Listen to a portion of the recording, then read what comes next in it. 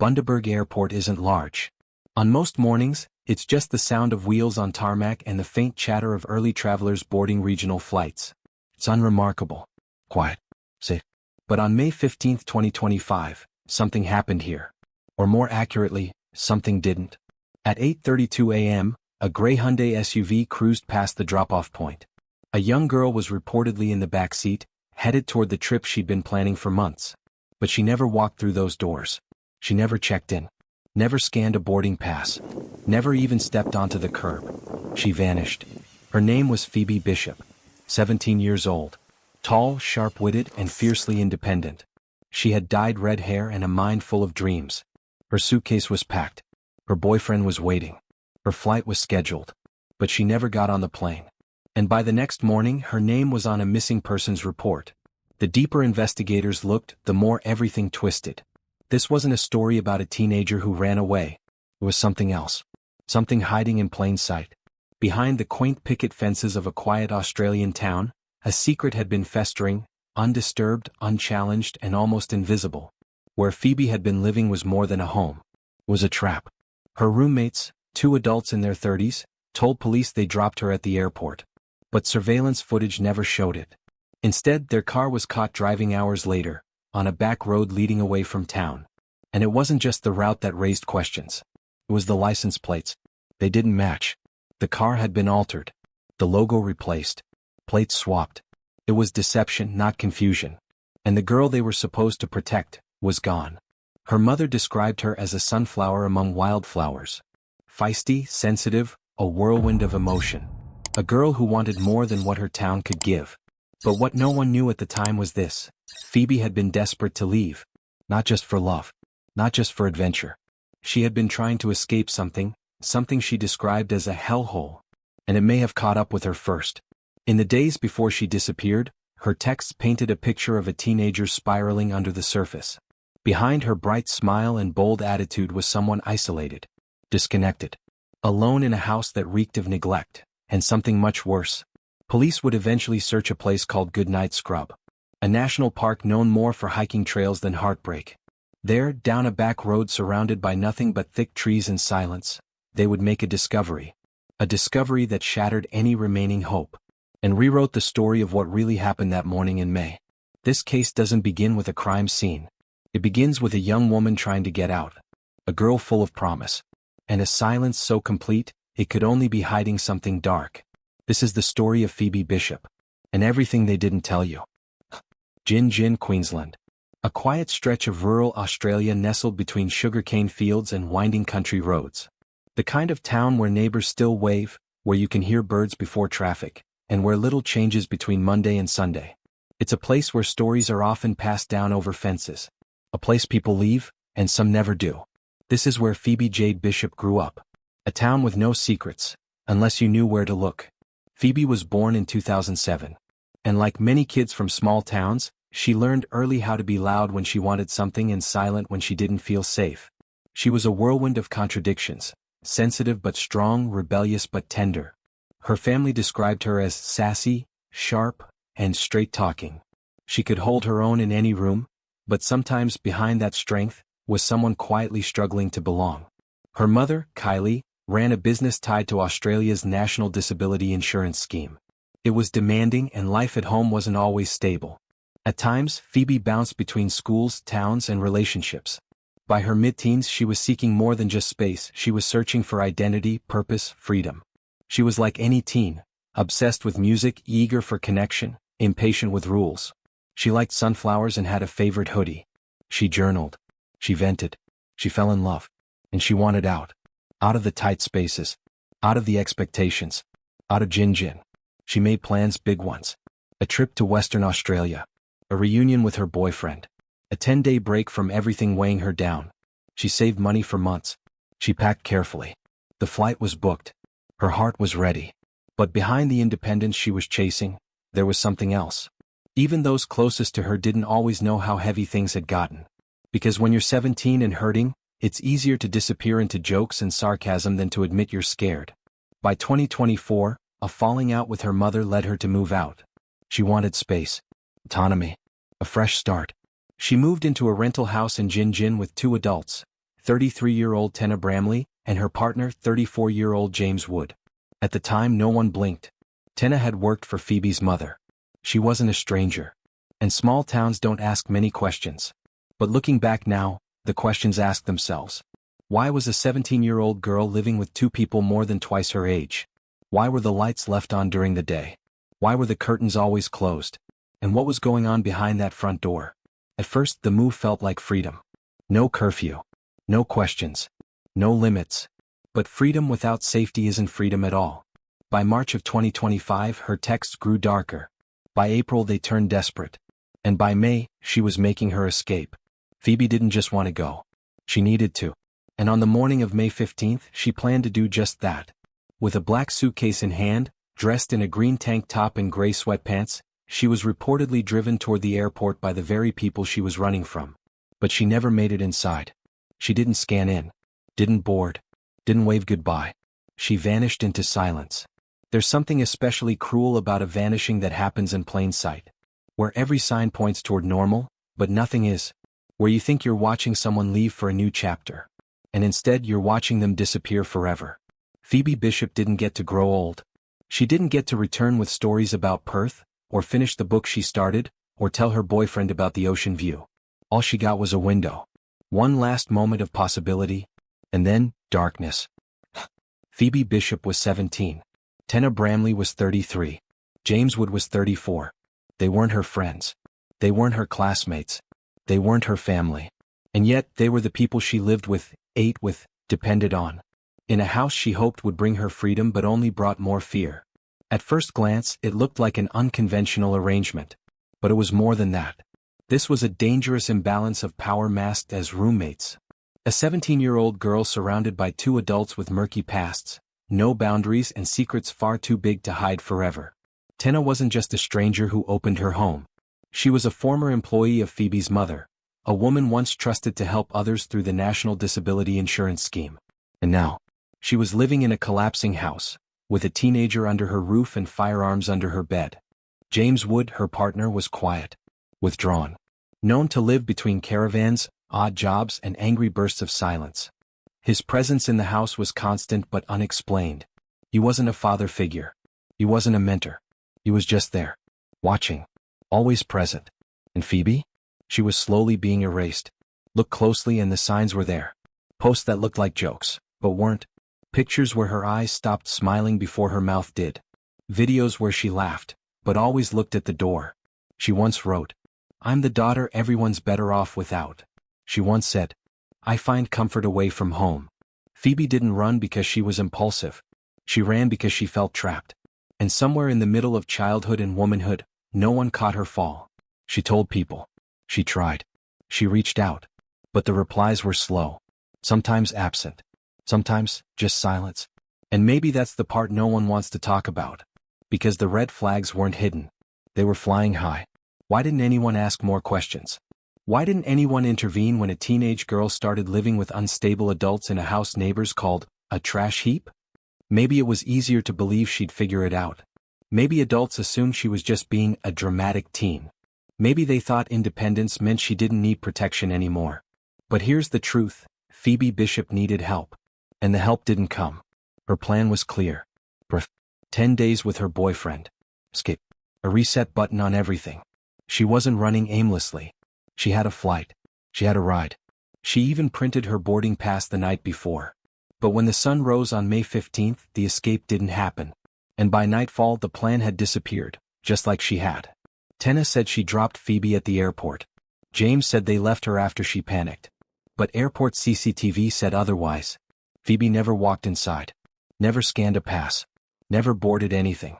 And 2 hours after they claimed she vanished, their gray Hyundai was caught heading away from the airport.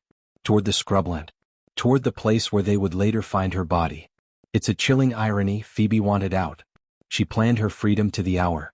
But instead of boarding a plane, she was driven to a remote patch of forest. And whatever happened next, she never had a voice in it. Sometimes it's not a stranger lurking in the shadows. Sometimes it's the people standing right beside you. Smiling. Helping you pack. Pretending to care. Phoebe wasn't just another statistic. She was a girl with a spark and a plan. But behind her dreams, were red flags no one followed, a background no one questioned, and a silence that grew louder every day. The morning of May 15, 2025, started with promise. Phoebe Bishop was supposed to be on her way to a new beginning, a 10-day trip to Perth, a reunion with her boyfriend, a break from a home that had grown suffocating. She packed everything herself. Her passport, boarding pass, phone charger, and makeup, all stuffed into a black suitcase with a cracked wheel. According to her housemates, she left the house around 8:15 a.m. By 8:30 they said she was at the airport. She was rushed, they claimed. Stressed. Maybe even second-guessing the trip. They said they dropped her at the curb. But that was a lie. Surveillance from the airport showed Tenna Bramley's gray Hyundai arriving near Airport Drive. But no doors opened. No luggage was removed. No girl stepped out. Phoebe Bishop never set foot inside the terminal. There was no security footage of her at check-in.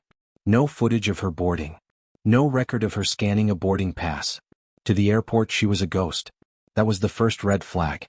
But it wouldn't be the last. When investigators traced the car's movements, a different story began to emerge, one that turned a missing persons case into something far darker. At 10:33 a.m., nearly 2 hours after Phoebe was allegedly dropped off, CCTV captured that same Hyundai headed in the opposite direction. Not toward home. Not back to Jinjin. It was taking a rural back road. One that eventually wound through the dense brush of Goodnight Scrub National Park. That single frame, just a few seconds of surveillance, changed everything. Because Phoebe was supposed to be on a plane. Instead, her housemates were driving toward the wilderness. And they never returned on camera. Later that same day, another camera picked up the vehicle again, closer to Jinjin. But something was off. The license plate had changed. From 414 EW3 to 474 BW8. Both plates were fake. And when police examined the vehicle up close, they found the Hyundai logo had been peeled off and replaced with a Toyota badge, crudely secured with tape. This wasn't panic. This was staging. Calculated, deliberate, and deadly. But long before that discovery was made, on the very day she vanished, there was one final thread. One last message from Phoebe. It came as a phone call. And it was the only time anyone heard from her again. Her boyfriend described the call as garbled. He could barely understand her. There was shouting. Then the line cut out. He tried calling back. Nothing. Her phone went dark. No texts. No social media activity. No location pings. Just silence. By the next morning, her mother, Kylie Johnson, knew something was wrong. Phoebe always checked in. Especially when traveling. Especially before a flight. At 9 a.m. on May 16th, Kylie filed a missing person report. And the look on the officer's face said it all. It didn't take long for police to elevate the case. Phoebe Bishop wasn't just a runaway. She was missing under circumstances that didn't add up. Her home life was unstable. Her housemates were evasive. And her last known movement was tied to people who were now changing their story. When questioned, Tenna claimed Phoebe was dropped at the airport. James added that she was upset and left in the car while they gave her space. When they returned, she was gone. They didn't call her mom. Didn't alert the airport. They just drove away. And left her suitcase behind. To investigators it was clear. Phoebe hadn't vanished by accident. She hadn't run away. She had been intercepted. Stopped before she ever got the chance to leave. And the only people who saw her that morning were now prime suspects. When investigators entered the small Jinjin home Phoebe Bishop had been living in, they weren't prepared for what they found. What lay behind the door wasn't just a mess. It was something closer to a warning, of rot, chaos, and danger. The kind of place where no child, no teenager, should have ever been left to sleep, eat, or feel safe. It would soon become known across Australia as the House of Hell. Phoebe's bedroom was the only space that felt remotely human. Tidy. Clothes folded. Toiletries arranged in a row. Suitcase packed. Her boarding pass still printed, still waiting by the printer. But outside of that small sanctuary, chaos. In the shared living areas, food containers spilled across the floor. Used needles mixed with soda cans. Rotting meat stuck to broken tiles. The smell, police later said, was beyond description. A mixture of decomposition, animal waste, and mildew so thick that officers reportedly struggled to breathe through their masks. And then came something no one was ready for.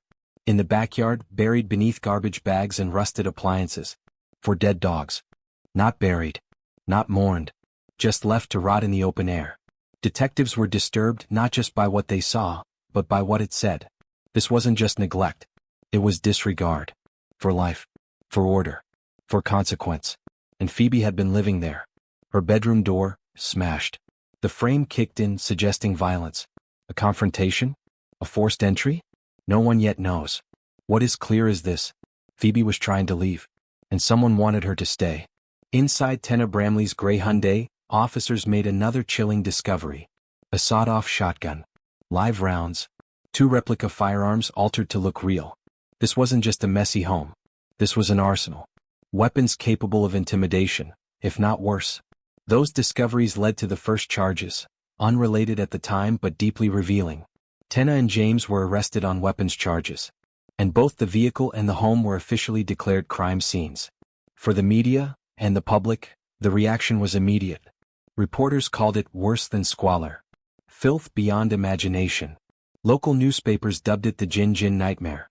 The shock wasn't just about the dirt. It was about what that house symbolized. Phoebe wasn't just isolated, she was abandoned by a system meant to protect her. Neighbors had suspicions. Some say they heard arguments. Others noticed the smell, the broken windows, the animals vanishing from the yard. But no one called. Phoebe's cries, if there were any, stayed behind closed doors. Just like the truth. And now the world was seeing what she'd been living through. The house would soon be vacated. Its contents removed in black bags. But its legacy remains, etched into a community now asking one unanswerable question. How was this allowed to happen? In most disappearances, time is the enemy. Memories fade. Evidence washes away. But in the case of Phoebe Bishop, time became the biggest clue. Tenna Bramley and James Wood had told police they dropped Phoebe off at Bundaberg Airport around 8:30 in the morning. They said she was flustered, running late, suitcase in hand. And that after saying goodbye, she walked into the terminal and vanished. But when detectives pulled surveillance footage from every angle of that terminal, doors, hallways, boarding gates, they found nothing. Not one frame. Not a glimpse. Phoebe Bishop never entered the airport.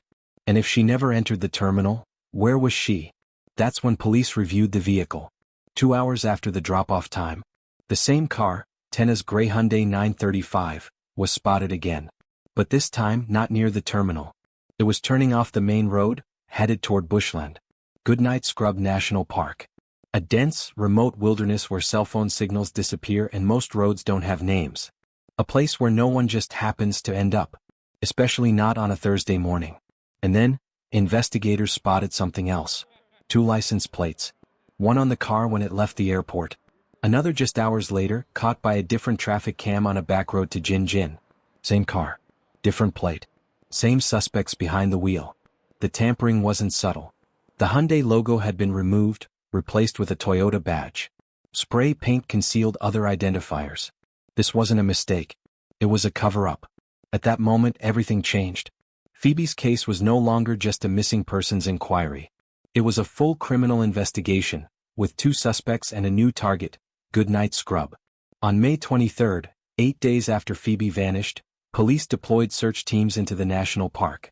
Specialist units, K9 cadaver dogs, the dive squad, and digital forensic teams using phone tower data to triangulate her last known location. The breakthrough? Phoebe's phone pinged in the park. Not once. Multiple times. And even more disturbing, those pings didn't all happen on the same day. According to police, her body may have been moved. Twice. On May 15th, they believe she was killed. Her remains hidden in the scrub. Then, on May 17th, 2 days later, another signal. Evidence was possibly being relocated. By the time officers entered the bush, someone had already tried to clean up. Searchers found disturbed ground, traces of drag marks, and debris hidden under brush. They seized multiple items believed to be linked to the crime. Clothing fragments, a cracked phone case, and footprints. Boots. Heavy. Male-sized. But there was still no sign of Phoebe. After nearly 2 weeks of relentless searching, on June 4th, police suspended field operations. Hope was beginning to fade. But fate wasn't finished yet. The following day, a lone detective returned. Something had been bothering him. A turnoff road he hadn't explored. He brought 1 dog. No press. No team. No warning. And 5 miles off the trail, beneath thick eucalyptus and dry leaves, the dog began to dig. At 2:34 p.m. human remains were discovered. Unburied. Alone. Lying in the wilderness for over 3 weeks. The body was fragile. But there were signs: ligature bruising, defensive wounds, and clothing consistent with what Phoebe had been last seen wearing. On June 17, authorities confirmed what her family feared most. The remains belonged to Phoebe Jade Bishop. She was 17. She had never made it to the airport, and her final moments were hidden in the shadows of scrubland. But police weren't finished, because while one answer had been uncovered, another mystery had just begun. On June 5, just one day before the remains were found, Tenna Bramley and James Wood were arrested, charged with murder, and 2 counts of interfering with a corpse. It was no coincidence. Detectives had already been building a case. Digital footprints, inconsistent stories, phone data, fake license plates, surveillance footage. And now, with Phoebe's body recovered, prosecutors had what they needed to move forward. But one critical piece was still missing. What happened in that car? And more importantly, what? It had been 3 weeks. 3 weeks of silence. Of "we don't know," and "maybe she ran off." Of flyers, vigils, and desperate pleas from a mother trying to believe her daughter was still alive. And then, suddenly, without fanfare, they made their move. June 4, 2025. Police arrived quietly in Gin Gin, just as the sun was rising. Their target: James Wood, the 34-year-old man who had lived in the same house as Phoebe Bishop. He was taken into custody without incident, just steps away from the decaying caravan he'd recently been staying in. By that afternoon, his partner, 33-year-old Tenna Bramley, turned herself in at the Bundaberg police station. And that's when everything changed. Both were charged with murder, and 2 counts of interfering with a corpse. 2 counts. Because, according to Queensland police, Phoebe Bishop's body wasn't just discarded. It was moved. Twice. Once on the day she vanished. And again 2 days later. Moved deeper into the bush. As if someone had realized the first hiding place wasn't enough. These weren't panic moves. Police believe they were calculated. Intentional. Carried out with time, planning, and the knowledge that no one was watching. But investigators suspected James and Tenna hadn't acted alone. Because as damning as the physical evidence was, it was Phoebe's phone data that led them to her body. A phone that, according to detectives, had been accessed after she died. On July 1, a third arrest was made. A man named Kieran Daniel Middlehuser, age 30. He wasn't listed as a housemate. His name wasn't known to the public before. But police believed he accessed Phoebe Bishop's phone, and used it in a deliberate attempt to interfere with the investigation. Kieran was charged with 2 counts of accessory after the fact to murder. 2 counts, matching the charges of interference against Wood and Bramley. The allegation: that he used Phoebe's phone to throw off police, either by altering data, deleting messages, changing timestamps, or sending misleading pings. Perhaps to make it seem like she was still alive, or had traveled somewhere else. And yet, detectives still haven't publicly disclosed how Kieran Middlehuser knew the 2 primary suspects. Only that the interference was strategic, and that he acted after Phoebe's death. Which raises an even darker question. If he wasn't present when she died, how did he get her phone? And what did he do with it? The image of what happened that morning is still coming into focus. But here's what police say they know. 3 people were seen in a car on Airport Drive that day.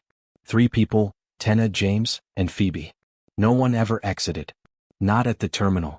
Not at any stop nearby. The vehicle was never seen doubling back. Instead, it veered off into the bush. And only 2 people came back. Police believe Phoebe died that morning. Likely in the car. Or shortly after. Then her body was hidden. And days later, moved again. Digital records from Tenna's phone and vehicle GPS appeared to corroborate this. And when officers examined the Hyundai, they found something else. Traces of blood. Consistent with human biological material. Awaiting DNA confirmation, but in the eyes of investigators, enough to secure charges. James Wood and Tenna Bramley were both denied bail. The charges against them were considered severe, and prosecutors cited a risk of further interference. Kieran Middlehuser, the third suspect, was granted a preliminary hearing for August 25. What exactly he knew, and how deeply he was involved, may come to light then. But even as police made their arrests, one question still lingered. What? Why would 2 adults in their 30s, entrusted with a teenager trying to start her life, decide to end it? What happened in that car? And what did Phoebe see that made her a threat? There's no clear motive yet. No confirmed cause of death. No confession. But there is one truth that stands above all. Phoebe Bishop did not vanish. She was erased. And the people who tried to cover it up never expected the world to come looking for her. But now, it is. Some stories end in answers. Others in justice. But this one, at least for now, has ended in heartbreak. 3 weeks after 17-year-old Pheobe Bishop disappeared from a quiet rural town in Queensland, her body was found. Discarded. Left out in the open, deep in bushland where even sunlight had trouble reaching. The news hit Gin Gin like a wave. Not with noise but with silence. A town once named Australia's friendliest, was now carrying the weight of unimaginable loss. On the evening of June 18th, the people of Gin Gin came together, not just to mourn Phoebe's death, but to honor her life. Neighbors, school friends, even strangers stood shoulder to shoulder in solemn reflection. In their hands, candles. On their faces, grief. And in the air, the lingering question, what? But no words captured that night more than those spoken by one voice, shaking, tender, devastated. Her mother, Kylie Johnson. The woman who had begged the public to keep their porch lights on for her daughter, now stood in front of a crowd of over 300, trying to make sense of the unthinkable. I didn't think my heart could break more than it already had when she went missing, but this is ripping me apart. Phoebe was a firecracker. She was a handful. But she was mine. She deserved more than this. She deserved everything life had to offer. 17 years. That's all we got. 17.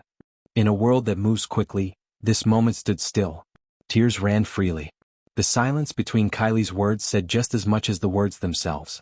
But what she said next was something no one expected. I know Tenna has been charged. I know her family lives in this community too. Please don't target them. They didn't make the choices she did. They didn't hurt Phoebe. This is already hard enough. Let's not add more pain. It was a moment of staggering grace. Because Kylie Johnson, despite losing her daughter, despite enduring weeks of not knowing, despite the unimaginable details surrounding the case, chose compassion. In the days that followed, that message echoed beyond Gin Gin. Support poured in from across Queensland.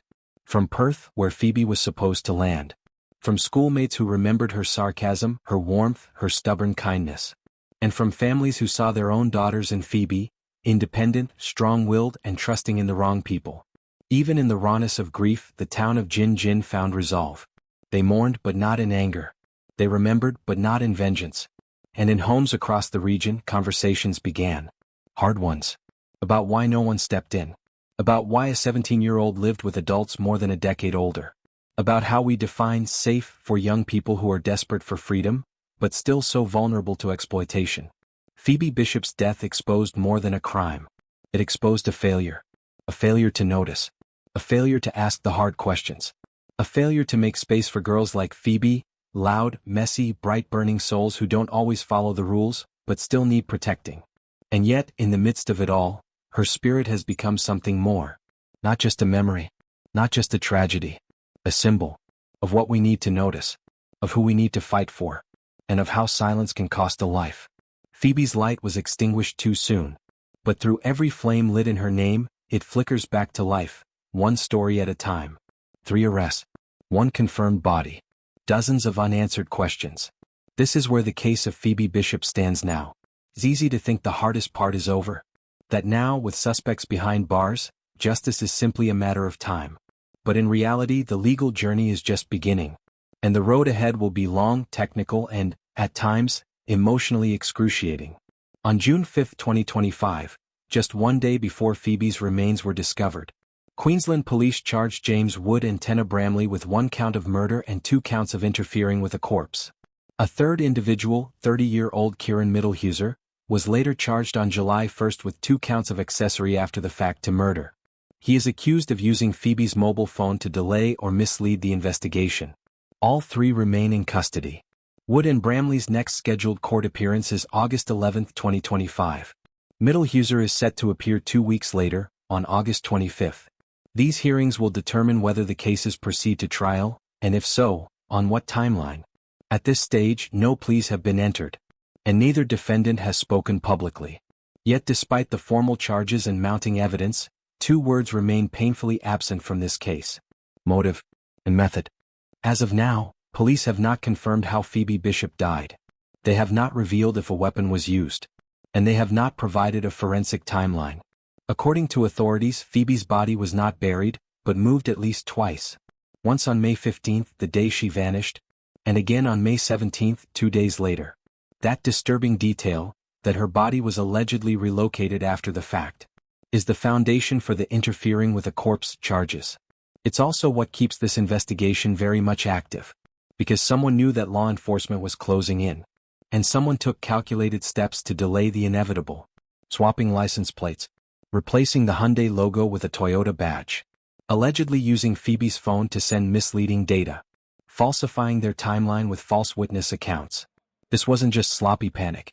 It was a deliberate cover-up.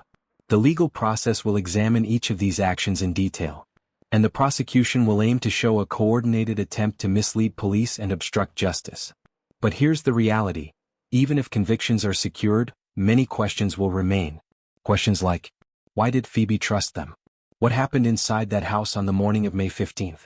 Was this planned, or was it a moment of rage? Was there any attempt to save her, or was silence the only response? And perhaps the hardest question of all, could this have been prevented? For Phoebe's mother, closure won't come from a courtroom verdict. It will come from understanding, truly understanding, what happened to her daughter. And for investigators, one thing is clear. They are still open to more arrests.